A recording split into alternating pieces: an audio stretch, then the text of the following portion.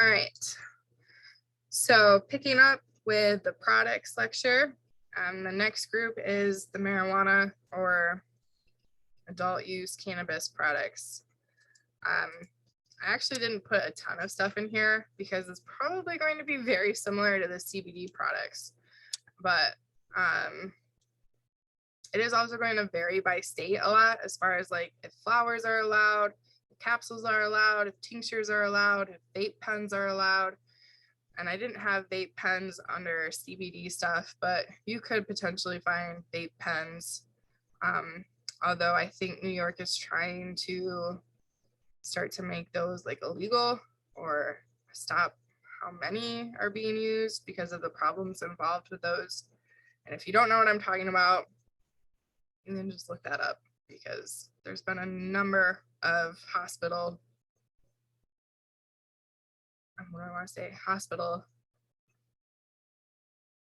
visits, hospital admits due to people using vape pens. The other thing is that for our particular state, I don't have a ton of examples of this stuff because we don't have it out on the market yet.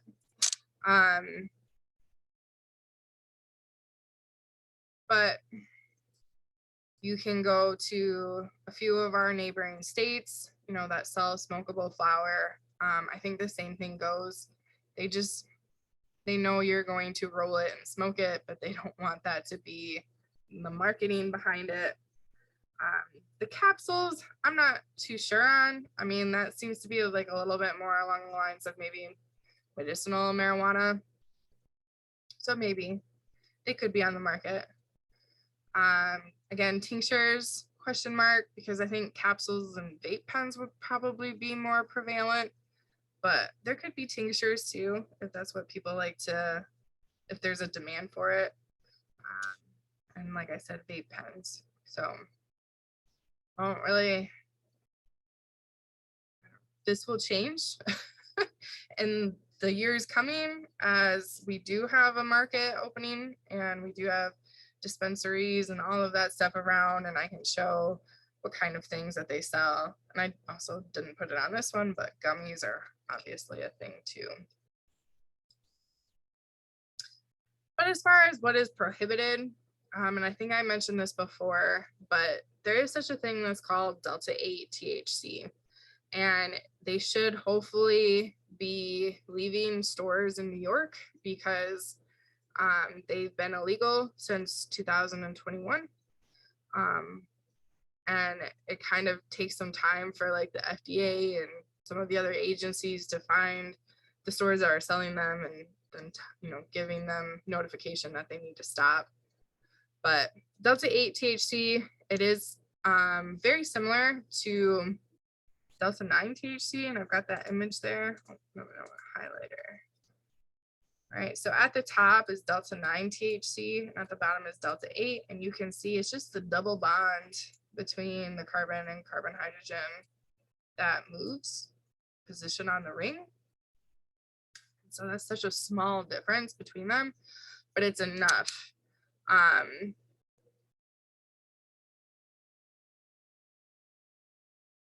So just due to that slightly different chemical structure, it actually makes Delta-8 a lot less potent. So it can still get you high, but you have to like take it in really, really high doses. And so it is not legal. So is it legal? No. At least not in New York. Other states could be different. But it was kind of sold like a THC product. It was pre-rolled joints. Just trying to remember what I wanted to say. So this is a prohibited product, no longer allowed.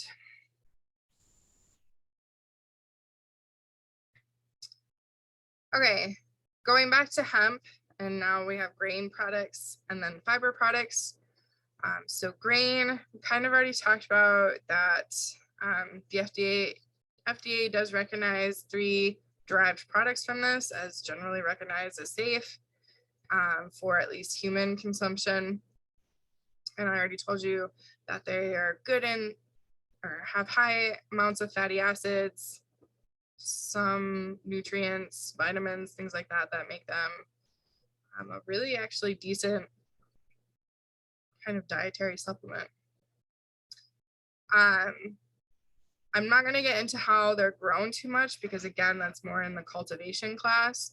But these are typically really, really short plants that you need both males and females because you need both sex to create a seed. And that's what's being harvested for these products. So, in debating on what kind of image to show you, I thought that this one was pretty good. So it starts out with the hemp seeds that you've harvested from, your farm, and they can either be dehulled to become the hulled hemp seeds, or they can be pressed to become oil and hemp cake or meal. So these are the products that are out there on the market. If you remember, it's the hemp seed oil, the hemp hearts, and then protein powder. They probably could make either from grinding this down into a fine powder or the hemp hearts. But the hemp seed oil, it's one of the lowest in saturated fats, making it good for lowering cholesterol levels. It has a pleasantly nutty flavor and has a number of uses: sauces, butters, condiments, pesto. Has a lot of like non-food uses too. Things like paints, varnishes. Kind of interesting.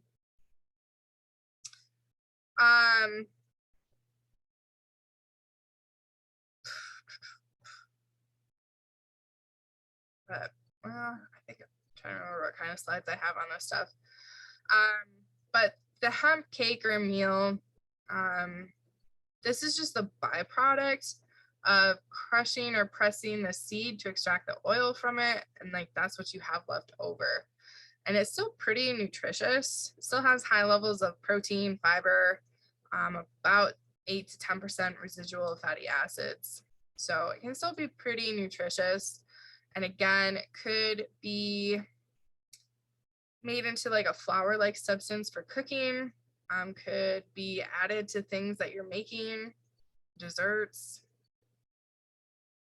food, anything really. I don't know. Has a lot of uses. So I mentioned this a lot, and there's not a ton of detail on this slide, but hemp seeds are extremely nutritional, and it's very cool to see. And it is something that I do suggest to people, even a lot of times vegetarians and things like that, that maybe it's hard for them to get protein because they're not eating meat. So hemp is very high in protein. And this table up here is just a difference between whole seed, dehulled seed, and seed meal. Typically, we're either going to be consuming these last two, the whole seed. All right, the hull is extremely hard and would like break a tooth if you tried to eat it, in my opinion. So we're not necessarily going to eat that one, but we can eat the other two. So you can see very high amounts of protein, carbohydrates, interesting, but the energy, fiber,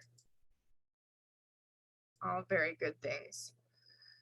So very rich in fiber, protein, the healthy fatty acids like omega-3s and omega-6s. They have all 9 essential amino acids and vitamin E, magnesium, phosphorus, potassium, vitamin B, iron, zinc, well, a lot of B vitamins actually, riboflavin, thiamine, vitamin B6, folate. So they are definitely, again, perhaps personal opinion here, but they are a very nutritious source of protein and a number of other things. So the hemp seeds typically are dehulled. So they look a lot like this image up here at the top. And that makes them nice and easy to eat. You can eat them in a number of ways. I think most of these I've mentioned here and there. Blend it with water to make hemp seed milk. Haven't done that, but could be done.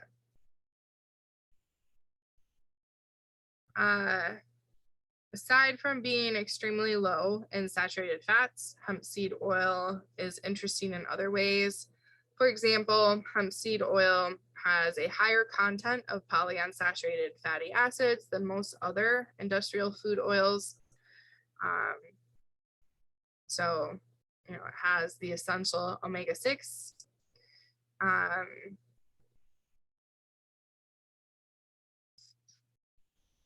Which would be,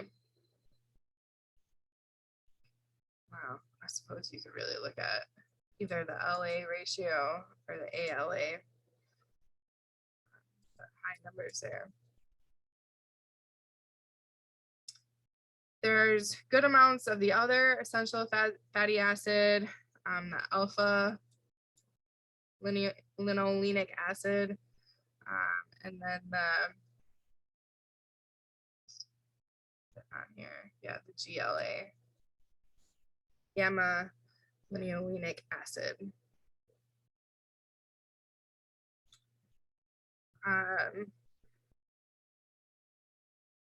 So again, just in comparison to a lot of other things out there that we consume, like sunflower doesn't have a lot of these forms of linolenic acid, which are very, very helpful for, I guess, working in our bodies, having a more direct impact on our bodies. So I think that's all I wanted to say. Oh, I kind of have some lotion here too. So so that's for consuming the oil. Super, super helpful. But the oil can be used in a number of ways too, besides us just consuming it. But when we do consume it, it helps support brain health, maintain a healthy heart, reduce anxiety. But it's also a common additive to like shampoos and conditioners. So I've got an image of a conditioner up here, image of lotion. All right, so this is a little bit different, and it might be kind of hard to tell when you're out maybe shopping for these products, but because it has hemp seed oil in the name, all right, I know that that means it's just this oil that we're talking about here. It's not going to have any CBD in it because the seeds really don't have a lot of cannabinoids in it. So when it's in a lotion, a shampoo, things for like that, it actually does help improve the health of your skin. A great, added to the moisturizer, so it moisturizes your skin and helps prepare your skin. It can also help moisturize your scalp and hair follicles for healthier, shinier hair. The rich fatty acids can also promote hair growth and strengthen your hair strands. So a number of reasons to use it. When it comes to prohibited products of grain, really all I could think about was that it has not been approved as an animal feed. And just spent a few slides talking about how nutritious it is, all the great benefits of it, and like, why wouldn't we want to be able to provide this to our animals? Because they would see the same nice impacts. So there is this hemp feed coalition, I believe is in Colorado, that's trying to change this by getting federal approval for hemp and its byproducts as a source of commercial animal feed. There has been articles out there, some of them in different countries, that have shown that feeding animals like the seed meal or seed cake has been very beneficial. Um, like not necessarily like decreasing the weight of the animal or anything. It's comparable to all the other feeds that we have out there. So it's not going to change anything. And then maybe the animal gets some of those benefits of, like brain and heart health and skin health and all of that. Oregon, this one's I didn't really think about this too much because mostly I just think about using the seeds as a source of animal feed. But Oregon's actually trying to approve the CBD biomass as an animal feed. So what they mean by that is that after they grow their CBD hemp and harvest the flowers, because that's the only part of the plant they're taking, you have the rest of that plant that typically just gets composted or tilled into the soil. But we could take the rest of that plant and perhaps feed it to some animals that have a high fiber diet. I think they're mostly looking at sheep. So they did do some research with this. They compared it to alfalfa, just feeding them like the broken down stalks of the plant. And they found that it had more protein and fats than alfalfa, and it was a pretty high quality animal feed for their sheep. So interesting. I didn't think of that. Could be a potential. So, but as it stands right now, at this current moment, it is prohibited. All right, fiber products. So fiber hemp, pretty widely used. We'll talk about the number of products, but there's a lot out there. Sex of the plant doesn't matter. So typically it is a mixture of males and females because you don't really care about getting the seeds. What you want is the fiber that comes out of the stem. So hemp is one of the strongest of the available natural fibers for textile processing. It is significantly stronger and more durable than cotton, and it provides better ultraviolet protection than other natural fiber-based fabrics. It also checks off virtually all of the boxes required to be considered sustainable. It is naturally hypoallergenic, antiviral, antibacterial, antimicrobial, which is also beneficial to farmers because it can be grown in a more eco-friendly environment with greatly reduced needs for fertilizers and pesticides.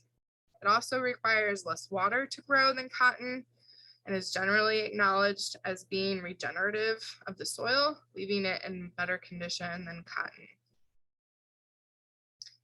So, textiles is just encompasses so many different things. Your clothing, sheets, bags. It's anything really, just anything that uses fabric. And I'm also including the cordage, twines, threads, packaging, all of that together. So hemp fiber could do all of that. You can also make paper out of it. And if you remember, you did see this before when we talked about the history of the plant, that our Constitution was written on hemp paper. So it's been used for hundreds of years. It can be made either from the long bast fiber or the short bast fiber of the hemp plant. Just 1 acre of hemp may be able to produce the same amount of paper as 4 to 10 acres of trees over a 20-year cycle. And that's just because the hemp grows faster and it contains more cellulose. You can make an argument that hemp paper is also more sustainable and more durable. It requires a lot less chemicals to grow the plant, and then it also requires less chemicals to make the paper. Typically, it's not bleached. It's left this kind of like off-white yellow color. And so that's using less chemicals at the processing stages, whereas wood is typically bleached and it doesn't change color over time. It doesn't become more yellow.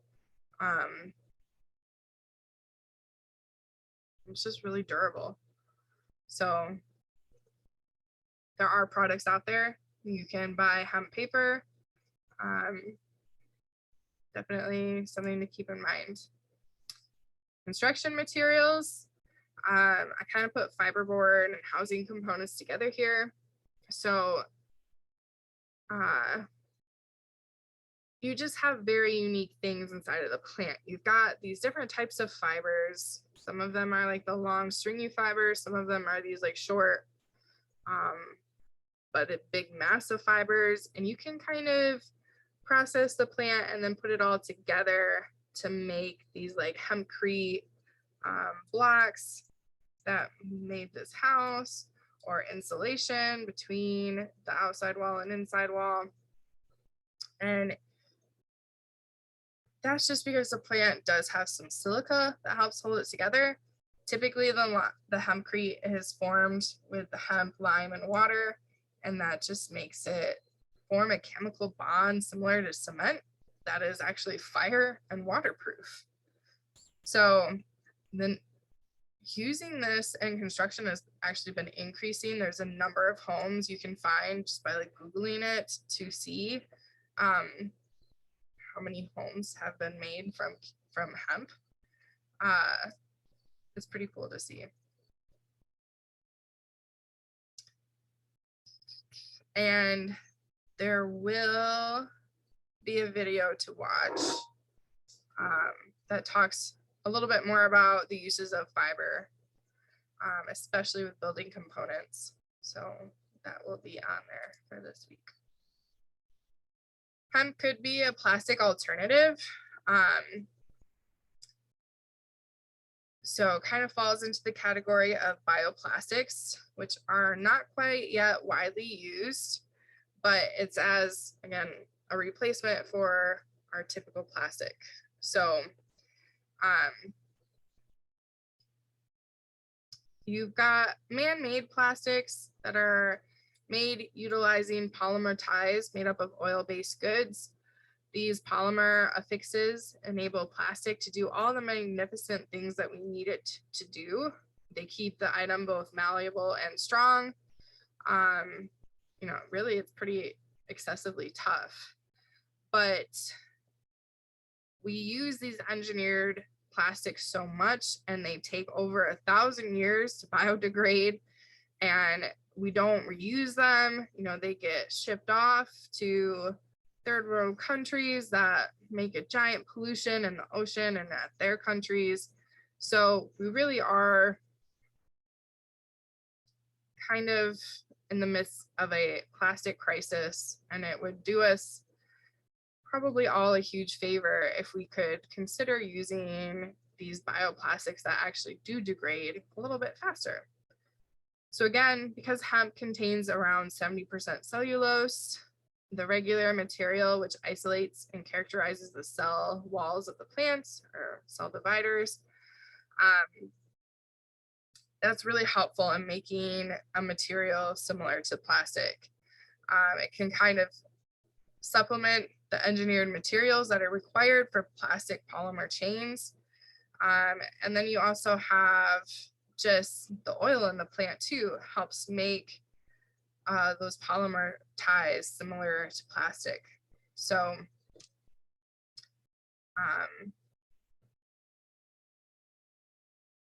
basically can make the same bottle of water, you know, that we're familiar with, but yet when it gets put in an environment that allows degradation to occur, it will biodegrade.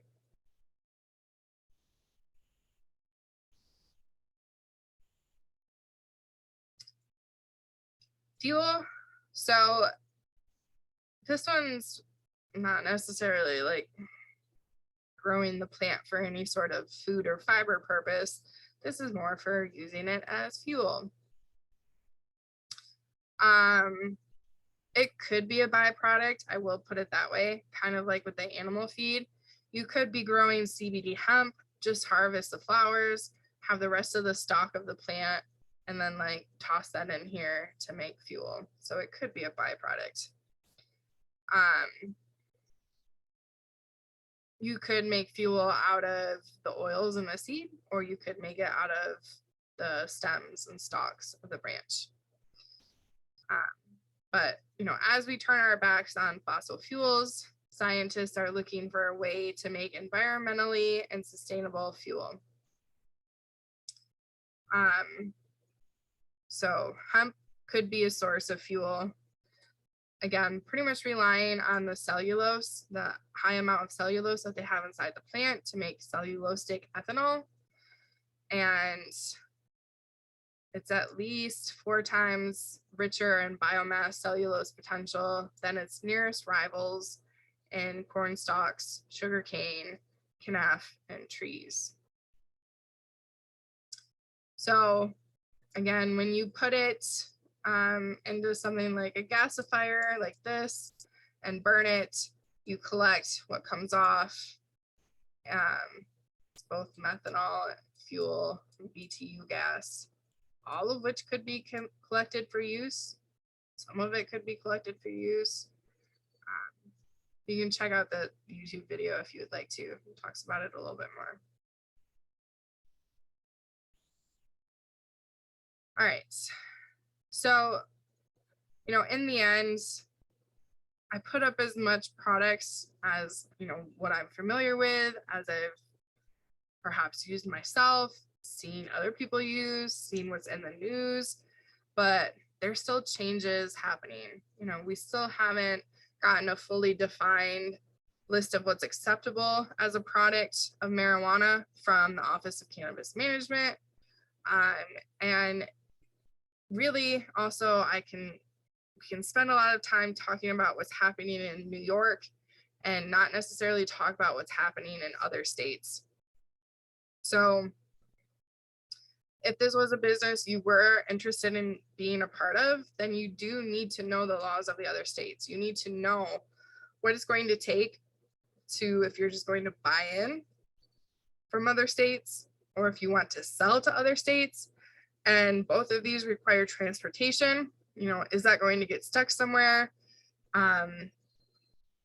Just due to regulations, is that, gonna get in trouble because federal level it's not legal? So just other things to think about, that especially for all of my courses with cannabis and hemp, it's not one of those things that I can just teach once and never change the information. This stuff is changing at a fast rate, and I'm always going to have to update my PowerPoints for this class, which means that if you want to go into this business, you have to keep updating yourself on it as well.